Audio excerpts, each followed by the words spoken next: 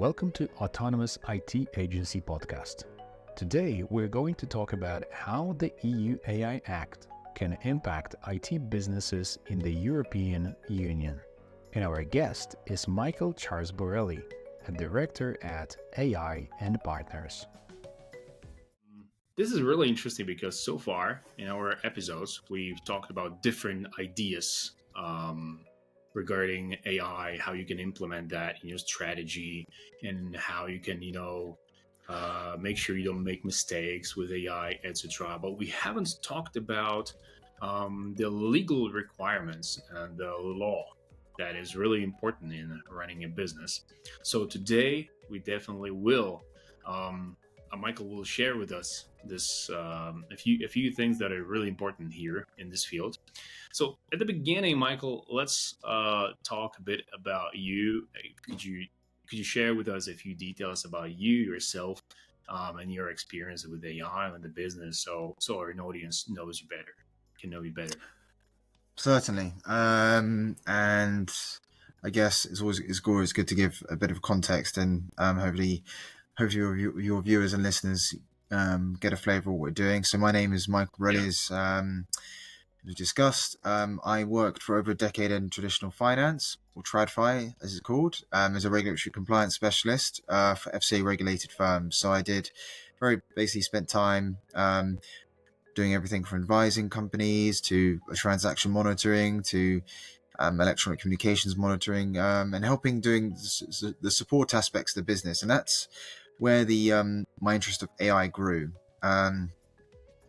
So I did that because I had a lot of experience going across different firms and different aspects and different asset classes and different processes. I kind of saw the need for technology and thought, okay, where this is going, what's the future as we all look ahead. I've tried to follow a career path that allows me to, if you think of three concentric circles, go in the middle of law, technology, and finance, and find a good balance between that. So that gave me a lot of experience and technical skills to be able to get to where I am today with AI and Partners. AI and Partners is a professional services firm for companies subject to the European Union AI Act. The business idea was my business partner Sean's, ex-tech accountant with KPMG, and he basically saw this back in 2021 and saw the sort of coming wave, as it were, given the issues with GDPR implementation, and we sort of joined forces to build a value proposition for the market that does everything from consultancy and advisory and scoping to compliance software. The intersection with AI is very interesting because as we enter the fourth industrial revolution, as firms such as BCG, McKinsey, and PwC will elucidate or explain, it's very much driven by AI because it can automate a lot of tasks that humans can do, and not so much weaponize us, but empower us. Forgive me if I've gone slightly off topic, but hopefully that gives you a good introduction. Yeah, I think this introduction is really important, and it's good you're sharing with that. And actually, nowadays we know that we all observe this whole revolution. We all look at the technology from different sides, and of course, when we talk about AI, we have different kinds of this technology. We always should look at the good, the bad sides of this. So if you could share, when you look at AI, how it develops, if you could share the good, what do you think are the good, the bad, and the ugly sides of AI? Very good question, or questions, and I suppose I have to break it down to three limbs. The good is, and it's always good to look at the positive side of things, is empowerment. So we're empowering businesses to deliver better value and to optimize processes that could take, let's say, hours or days into minutes or seconds. So the benefit is huge increases in productivity and efficiency to enable us to add value and do, spend our time doing other things that we want to do. So I think as we move from the agrarian revolution to the industrial revolution to the cognitive revolution, this new stage, which is maybe the ultra cognitive or technology, fourth industrial revolution, you could say, it empowers us. The bad, again, as with all things, is predatory behavior. So let's say, for example, trust bias in algorithms and AIs. Mm-hmm. The AI system could enable sort of decisions organizations to take prejudicial behavior. So, for example, if someone's applying for a job and in a meritocracy, they're both all things being equal. If they've trained historical data which has been prejudicial against minority and black ethnics or other other swathes of the population that have been disadvantaged in the past, that bias may creep into the resultant decision. And the ugly is people using I'd say people using algorithms for predatory, for market abuse reasons. So people, for example, in the financial services industry could engage in market abuse or insider trading, and by using AI enabled applications, they could cause further consumer harms and unfair behavior that is to the detriment of people in the market who are behaving fairly. So I think hopefully that answers your question. Yeah, definitely. Aren't they already doing this already? Of course. The market's always been susceptible to abuse in one way, form or another. AI is just going to, in the same way that it's an enhancer for the good side of things, it will also enable this type of predatory behavior to be perpetrated, albeit be more sophisticated and harder to stop, especially if, as with all things being digital and all sort of trading patterns and behaviors and all data is being uploaded, and that's where the intersection of things like DLT becomes significant. The AI models will be able to train off historical data that goes back since records began, or a significant milestone. So, depending on how sophisticated your AI system is, the large level of data it has access to will enable it to engage in such complex forms of behavior that even the FCA may struggle to supervise correctly. Do you think it can be weaponized at some point through maybe foreign financial institutions that might attack our financial system? Certainly, but that also, that I think this type of risk is certainly what regulators are looking at, and firms are building infrastructure to mitigate against. I do think this is where things like the Digital Operational Resilience Act in the EU, things like MiFID, things like the MiCA for the crypto asset markets, where they emphasize good, robust cybersecurity controls, IT infrastructure controls, and good cyber hygiene to prevent these types of risks happening. Albeit, and hopefully you guys agree, all these things come with a common denominator, whereas is the human intervention aspect. So the human supervisor monitoring the AI or programming the AI does have, to a certain extent, responsibility to ensure that it operates effectively, even a fiduciary duty. But that could be another conversation in itself.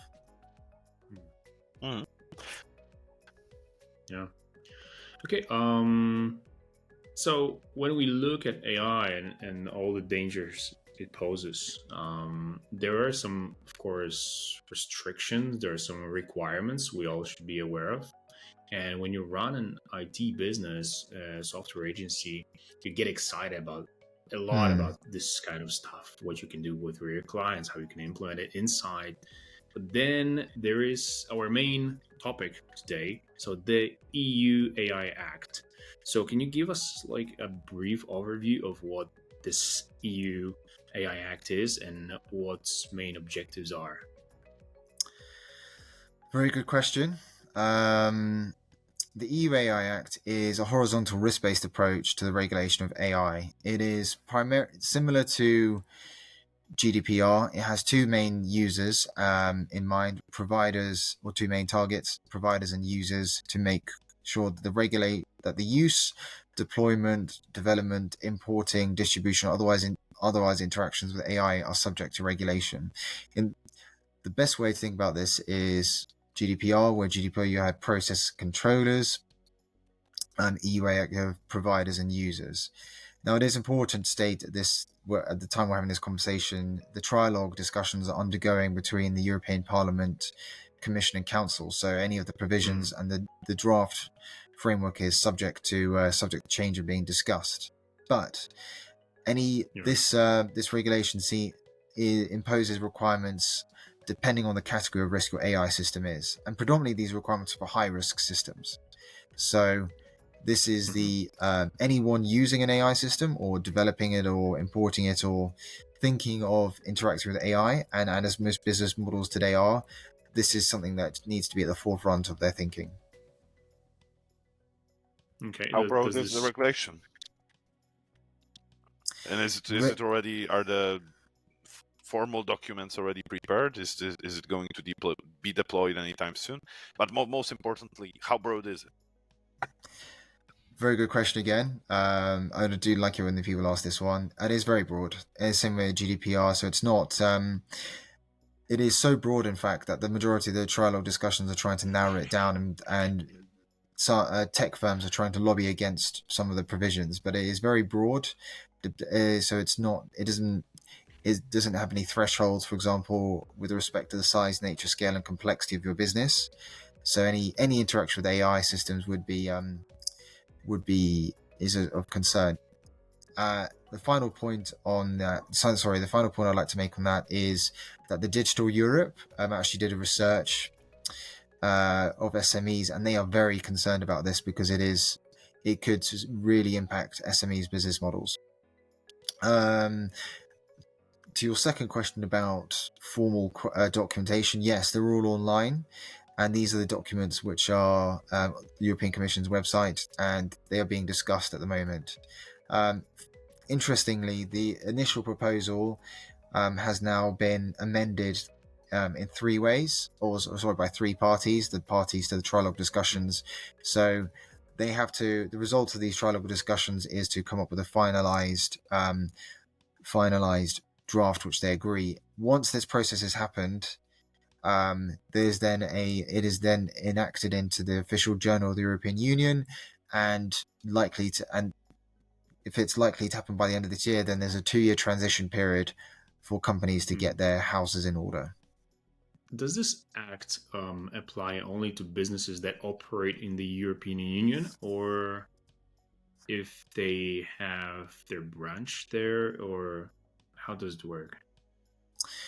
It applies, so it is extraterritorial, and what we mean by that is any business that has an EU nexus. So that could be an EU-based business with EU clients deploying AI systems. It could be an Australian-based asset manager using AI for investment decision-making process for EU-based funds, or it could be Microsoft. It could be a US entity of a division of Microsoft that is marketing to clients in the EU. So any interaction with the EU is where is the nature of the scope.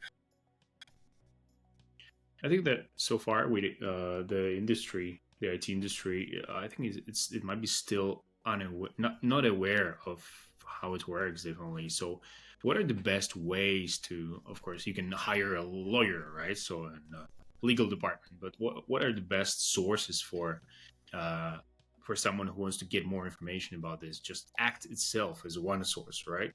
But are there any other places where you can get information from?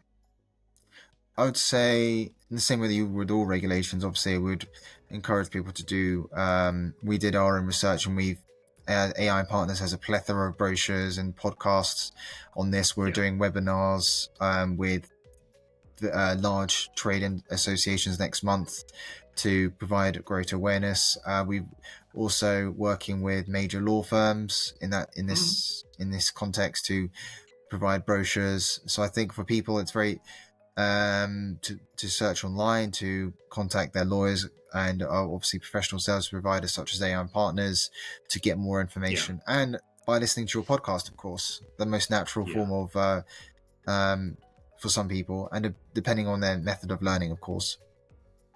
We'll be happy. I think we'll be happy to share some links in the description. So if you can give us some good sources, we'll put it there, right?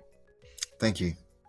I'm thinking a little bit. There was a hearing in Congress with U.S. Congress, I believe a month or two ago, where most of the CEOs of the really huge companies like Google, OpenAI, everyone came together to the Oval Office, and first they were talking about regulation, then they were talking with the president, and they came up with a set of regulation that enables the small medium businesses to flourish, but at the very same time it limits the big troublemakers. So U.S. Congress basically came up with regulation that would forbid operating machine learning models that can self-replicate, so neural networks that can create effectively new neural networks out of themselves. That would be licensed probably, and probably really huge LLMs, large language models, would also be licensed. So all of the, like for example, OpenAI wouldn't be able to operate without a license. So basically, it would be just a few companies doing text generation. How does that compare to Europe? So what's the scope? Is the scope in Europe broader than in the US? I haven't looked as extensively at the US regulation in that, so I couldn't give you a concrete answer. All I can say is AI Partners is looking at the US regulation in its future roadmap.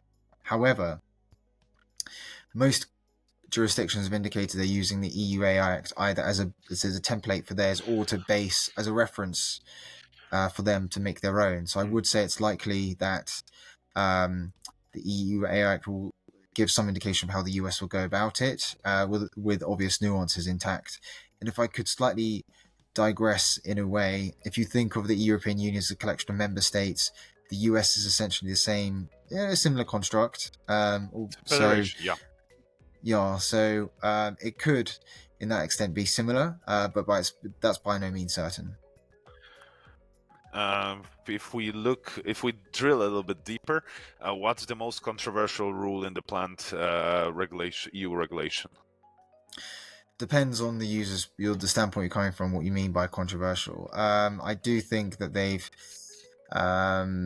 there's exemptions have been fairly controversial for, to say, members of public, but equally enterprises and corporations could argue that it's controversial for such a broad definition of AI systems. What kind of exemptions? National authorities or people or governments being able to use AI for certain activities that aren't subject to it, that they could argue for that benefits. Its use is beneficial for national security purposes. So it really depends on the standpoint from you're asking. So in the EU, basically, everyone will have to listen to the regulation and follow getting a license. They will need to have the appropriate taxes paid, but the government will still be able to use this system to freely operate and freely monitor us and do whatever it basically likes. Is that what I'm hearing? I couldn't possibly comment on that, but the regulation is based on the use, and how the use is governed is also have to be justified. So if any government in particular was to use the system, they would have to make sure that obviously they took legal advice, they had carefully considered their position, and to make sure it wasn't in contravention of the Act. Because when you're dealing with very sensitive matters like this and sensitive data, which concerning those of individuals, and especially where it contravenes their fundamental rights, I would strongly encourage them not to do anything that would contravene the EU AI Act, both in substance and in principle. But that's interesting, because we very often critique China, for example, for following their citizens and actually using the machine learning in order to understand where their citizens are, what are they doing, punish them if they do anything wrong. But at the very same time, it seems like are we going into the same direction as Europe? And what do you think? Again, I can only comment from a regulatory standpoint. I think that how the laws are decided have to be with the public's best interest at heart, which are, with the EU AI Act, back to its objectives we discussed at the start: individual safety and security, fundamental rights. how it's then regulated by the regulators, and they obviously have a mandate and they have to answer to authority or authorities. So we could be going down the same way. I doubt that people would want the regulation to just be used as a way to justify behaviors that are not, commensurate with the government's mandate. However, I do think it's important that broader society is aware of this, and businesses know businesses take all these factors in consideration because they have to manage their risk at the end of the day. Let's focus a bit on the risks for IT businesses. What do you think? How does this EU AI Act impact software agencies when they use AI internally or want to create AI solutions for their clients? What are the risks here?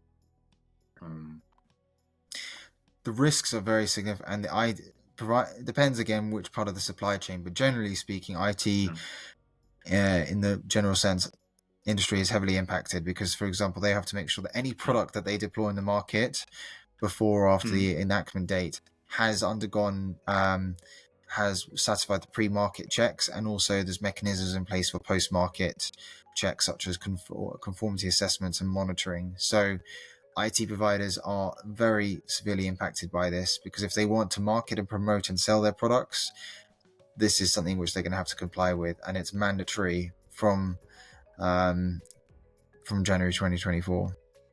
Yeah. So can you basically there will be Sorry. Basically, there will be an extra step, right?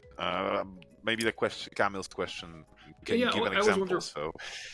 Yeah, I was wondering if we can give any examples, Sodar. If we can give any examples of what could happen if we don't take this into account, like 1 or 2 examples. What might happen when we create AI solution or we want to use AI in our operations? If you wanted to use it, you would have presumably you would undergo a strategy. You'd have a strategy in your roadmap, and you'd plan. Okay, this is how we're going to do it, implement it. And, as part of the strategy process or the enterprise adoption of AI, you would take into account the regulatory considerations and barriers that need to be satisfied, or requirements that need to be satisfied, and the barriers posed. So, how it looks like on the ground is, executives would probably discuss how they want to use it. And then they would have to identify how many AI systems they're going to use or that they want to develop, and then have to look at them each individually and decide, okay, what risk categories are these? And depending on the risk category, what do we need to do? As I said, the majority of these obligations are for high-risk systems. And if they don't know if they're high risk, then there's a massive gap for them there. So I think the pre- and post-market obligations for high-risk systems, if those aren't satisfied, the maximum penalty, I believe it stands today, is 30 million euros or 6% of global annual turnover. So very significant penalties for non-compliance. Yeah, this is very severe penalties, and of course, as always, when something appears, some regulation, I think there are some opportunities for businesses as well. All right, so are there any opportunities here that this AI EU Act creates for IT industry? Oh, I think this is going to be one of the single greatest wealth creators in the 21st century. I think it's going to enable things to be done properly, and it will empower people to find creative solutions. So I think you can split it into 2 buckets. You can have solutions to comply with the EU AI Act, or solutions that are compliant with the EU AI Act.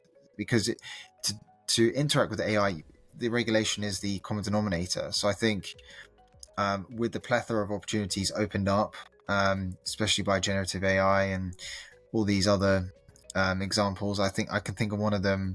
There's something called a logic reasoning engine, which essentially does analysis on a digital twin representative of a system.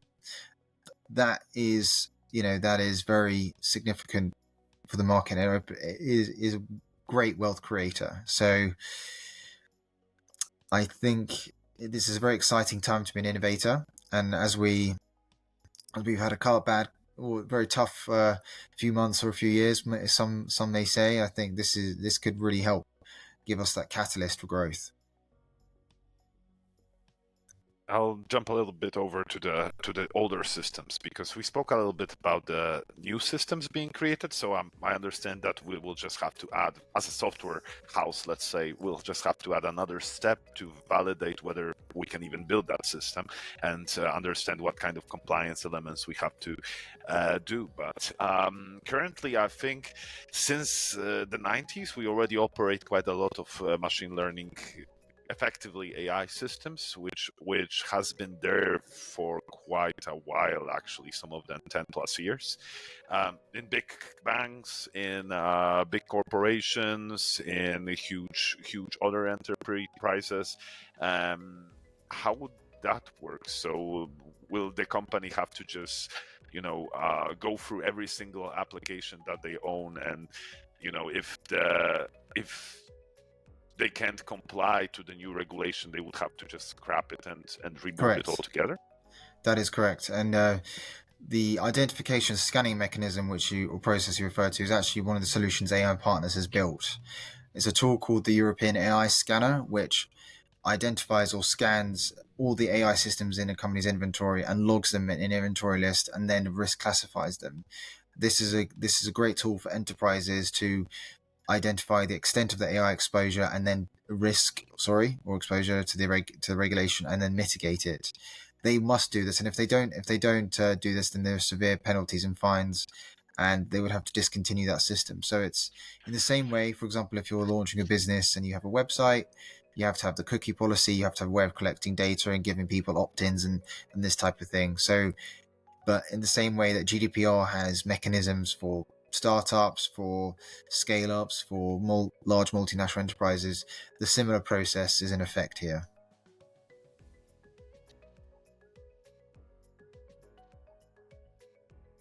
So, okay. How much do you think? How many of these systems, percentage-wise, would be impacted? So how many machine learning, how many artificial intelligence-driven systems will not be compliant and therefore will have to be closed? It's hard to say, because it's hard to say. Well, with the extent to which they're closed, as you mentioned at the last point, is whether the company takes actions to ensure compliance, and that's obviously not, unless you did a forensic survey, you would have access to. But from our discussions with the market, we estimate that an average financial institution has anywhere between 18,000, large institution, I should add, between 18,000 and 60,000 systems. And the decision to whether to discontinue them is based on whether they're actually going to use it. So what the business case for each AI system is, and then putting in place the compliance measures for every single AI system. That's actually a lot of systems to audit. I guess there will be a lot of work for auditors. That's why. So just from a professional services or audit and assurance perspective, yeah, it's a great wealth creator and value add. So the compliance software that AI Partners has built allows auditors to have an idea of how many systems are within scope. Yeah, so I was wondering, from a legal perspective, what are the steps that actually IT businesses need to take or should take to ensure compliance with the EU AI Act? Start engaging as soon as possible. Start the readiness journey, and get a rating of where they are on the maturity scale and what they need to get to stage 5. So we've actually developed a 5-stage maturity model that assesses your level of compliance, and then the mechanisms, tools, and techniques, etc., available to each company depend on where they are on the maturity scale and where they want to be. I would start engaging today, and engaging in discussions and sort of webinars and consultation sessions to get an idea and to build the relationship, to drive the engagement, and ultimately to to scan, and I know how many AI systems are within scope. And like I said, because this is as the EU AI Act is sector agnostic, it affects every single company in every single industry, pretty much. So the thing is that you cannot avoid looking at these regulations, right? We all should be aware of those things and take into account how much it can really make or break our business, actually. So, listening to you, Michael, I think this regulation becomes much more broad than what US envisioned. And I'm wondering whether this will not effectively have impact on the market with Europe perhaps losing the race for AI and potentially becoming less economically sustainable than the rest of the world. How do you see it? I think that there's a case for both. I think the US could argue that regulation constrains innovation, whereas the European perspective may be the opposite of that. I would say that even if US businesses decide to extricate themselves from the EU market, there could be a huge economic damage of that. For example, the fund industry is very, in with hubs like Luxembourg and Ireland. Would a fund manager want to extricate themselves from a market that has such, a big impact to their economic livelihood for the sake of not complying with the regulation, and also if they were to publicly state that they were to remove themselves from a market for the purposes of avoiding or contravening or otherwise circumventing a regulation, that may have huge reputational impact on them. It could even affect the customer's perception of them. I just don't think, in a world full of risks at the moment, I just don't think that's a risk that they want to take, because of the mass upheaval would require to systematically remove themselves from the EU market could be more trouble than it's worth, or in legal parlance, a Pyrrhic victory. Yeah. Didn't Australia at some point didn't Google threaten Australia at some point that they're going to leave? I remember such a situation being there like a year ago. How did that end? I don't know the specifics of that, but I think Google is an exception. It's obviously a very well-established business with large supply chain links all over the world, and it's likely that they could have relocated some of their business operations elsewhere. What I would say is, and I'll draw back to my point at the start with the Digital Europe research shows that the SMEs are the ones that are primarily affected. Large technology firms may try to lobby the EU AI Act, so we'll see how that goes. And as you expressed earlier with the CEOs in talking with the US government, I think it would just need to be, the European approach needs to make sure it's fair to everyone and not prejudicial to one group or another. Actually, the future will show us where it goes. Okay, guys. Michael, thank you for this conversation. It was great to have you here. I'm glad we could share with our listeners, with the growing software agencies, this field and this part of the whole AI revolution. And I hope we will add some links to the description of this podcast, so we'll provide more sources of information. So thanks again for this, for being here with us. Thank you for having me. It's been an honor, and thank you for all the good work you guys do. Please keep it up. Thanks. Thanks, Michael. It was great having you here. Take care. Take care, guys. Bye.